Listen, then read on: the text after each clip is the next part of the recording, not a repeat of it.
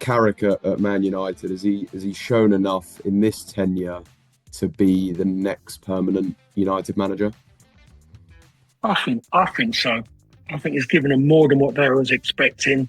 As I said earlier, they wanted Europe. They didn't think, they've got an opportunity for Champions League. I didn't think there was going to be that much embedded in getting to the Champions League. They thought they might have been fighting to break into the top four, but they've strolled into the top four. They've been consistent in staying in third spot. It's been a hard run in the sense of not a lot of games, big gaps in between games, which is very difficult to deal with, regardless of people thinking about they're resting, they're going to be great when they come back. No, they're not. They're going to be ring rusty. They've had too much time off and they need competitive football because they're footballers. Being on holiday all the time and resting is not what they're about. So I think he deserves the opportunity to actually take the job on. It's as simple as that. They don't have to go out and give big long contracts or anything because they're a waste of time. There's no security in them except for the one who's actually signed the contract because he gets a big lump sum if it doesn't work out. So all you got to do really is give him that opportunity and give him the opportunity to get the players that he wants rather than somebody else going out and getting them and him having to work the players that he doesn't think are the right fit, what's needed at Manchester United. Yeah, and we've seen it before with the likes of Solskjaer, who came in temporarily, then was made permanent, and it didn't necessarily end up going in the right direction. Do you think this is a sort of different enough situation to discount what happened with Solskjaer and think that won't happen again? I'd never say it won't happen again in football because what's going the way football is. Used to be able to say something like that because there'd be stronger people about. But the Solskjaer one was just the players he had. He just had so many bad apples which have been left behind. Michael Carrick now has come in when a few of the contracts has ended. People are going. I think he needs to be able to be strong and allowed to be bold enough to make big decisions himself.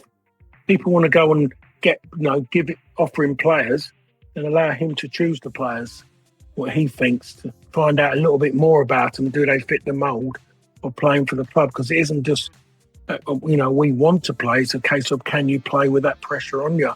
When you look at Mbueno and you look at Cunha, they made their point. Other clubs come along and they were saying no, they didn't want to. They wanted to come and play for Manchester United, and it's as simple as that.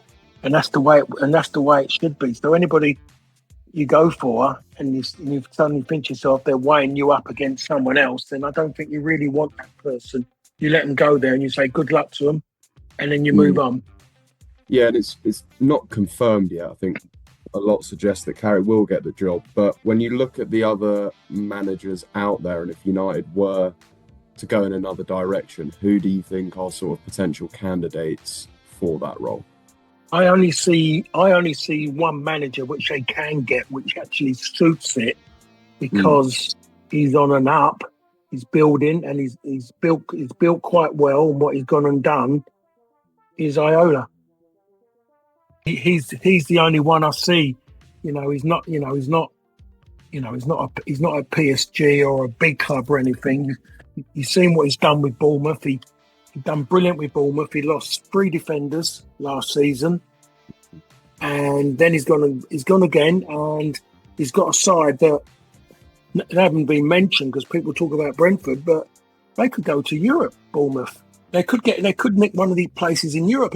They could do a Crystal Palace, and they're smaller than Crystal Palace, and it'd be another, for football in this country, it'd be absolutely brilliant if you could get Bournemouth or Brentford in there. Can't forget that. but it's absolutely brilliant. I'm quite sure the establishment will they won't be happy.